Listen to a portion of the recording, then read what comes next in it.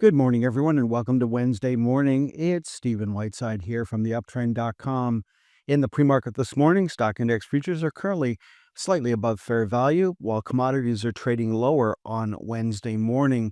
Now, we do have crude oil inventories coming out at 10:30 this morning, and then we get the minutes from the last Fed meeting this afternoon at 2 o'clock. Those two items could certainly help change the direction of the market. Now, the VIX is holding steady for the S&P 500, still on a sell signal. We saw the VIX for the NASDAQ and the Russell 2000 trade lower yesterday, so no trend to the upside just yet. What worked yesterday? Well, energy stocks were up nicely on both sides of the border, while gold stocks completely reversed from their previous couple of days there.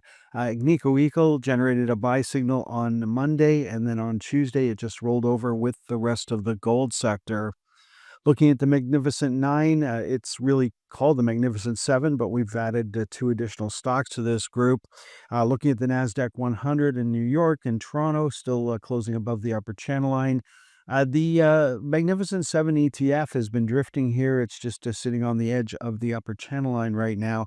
So mathematically speaking, there could be a sell signal on Wednesday with a close below $54.53. Now, Apple has been a drag for the Magnificent Seven this year, and it hasn't improved at all. We're still waiting for a major breakout here. We did poke our head up the other day and then pulled back on Tuesday. Still on a buy signal here. No change in New York, no change in Toronto. Looking at the at Amazon, and of course this is a prime season for Amazon. We were trying to get to 225, got as high as 224.90 before pulling back. Of course, we haven't generated a sell signal just yet, so hitting 225 is certainly still possible, and hitting 26.56 in Toronto is certainly still possible. Looking at Broadcom, and Broadcom has been on a tear since early April. We're trying to hit 281.25, haven't done it just yet. 281.25 is not only a daily, it's a weekly and a monthly price target, so it is a major line in the sand for Broadcom. Alphabet pulled back yesterday, came right down to the lower channel line. In Toronto, you can see it closed just above it. So we're right on the edge of a new daily sell signal for Alphabet. Meta's been trading in the channel for the past couple of days. We were trying to get to 750, got as high as 747.90 before starting to pull back. So the party's not over just yet, but we're still trying to hit 750. In Toronto, we did hit 40.63, so congratulations. You got to lock in some profits there. Now, looking at Microsoft, and like Broadcom, it's been on a tear for the last couple of months. We did hit 500, so congratulations. You got to lock in some profits there. And it's easy to see that we hit 35.94 in Toronto, so congratulations. Now, looking at NVIDIA is still trying to get to 162.50. Remember, that was the next target after we moved through the 150 area. We haven't got there just yet, and we haven't got to 37.50 in Toronto. Looking at Shopify pulled back yesterday, bounced off the lower channel line in New York, right back to the 112.50 area. We closed at 112.48 yesterday. So 125 is still possible in New York, and 162.50 is still possible in Toronto. The market hasn't generated a sell signal just yet.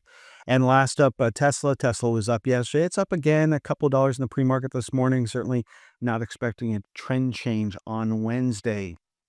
Let's finish off looking at the world of commodities. And which commodity do you think Trump put tariffs on yesterday? The price of copper went through the roof, both the futures contract and the ETF. Copper miners, not so much. Remember, copper miners have pre-sold their copper using futures contracts. They're heavily hedged, and they don't really respond that quickly to movements in the price of copper itself. Maybe they will today. Certainly a bullish sign. Copper is down a little bit in the pre-market this morning, but yep, quite a day for copper. And copper miners and copper were some of the biggest losers the previous day, and yesterday they turned out to be some of the biggest winners. Now, gold is still on a sell signal, whether you're looking at the futures contract or the GLD. And then we've got a complete reversal in gold stocks, whether you're looking at the GDX, the junior gold miners, or the XGD. They all got whipsawed yesterday, and I guess I should have kept my mouth shut because we had a buy signal, then we had a confirmation, and then we had a complete reversal, and that's rather unusual, but then things like that happen in the market. The price of silver had an inside day yesterday for the futures contract, almost an inside day for the SLV, still on a buy signal there. The silver stocks came down yesterday, sitting right on the edge of a sell signal. There's a sell signal for the junior silver miners. Last up, let's take a look at the world of energy. The crude oil futures contract is back on a buy signal as of Tuesday's close, joining the USO already on a buy signal. And there's gasoline, second day of a buy signal for gasoline. Unfortunately, no joy for natural gas at the moment. Looking at energy stocks on the TSX, we're looking for a close above 1737. We closed at 1736. So yes, a bunch of individual energy stocks generated buy signals yesterday. Still waiting for the ETF to join U.S. energy stocks already on a buy signal, whether you're looking at the big caps or the small caps. Okay, folks, that's all for this morning's presentation. So far, it looks like the market wants to do a little buying at the open. Those crude oil inventory numbers come out at 10:30 this morning. They could certainly help change the direction of the energy sector on Wednesday. Have a great day. Next time you'll hear my voice is on Thursday morning.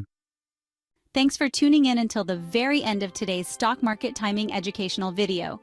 If you found the content valuable, don't forget to express your support by hitting the like button, leave a comment, sharing with your friends, and subscribing to our channel for more insightful updates. Remember, in the world of stocks, timing is crucial, and following the trend can be your greatest ally. If you would like more information on how we can help you better time the stock market, please visit theyuptrend.com.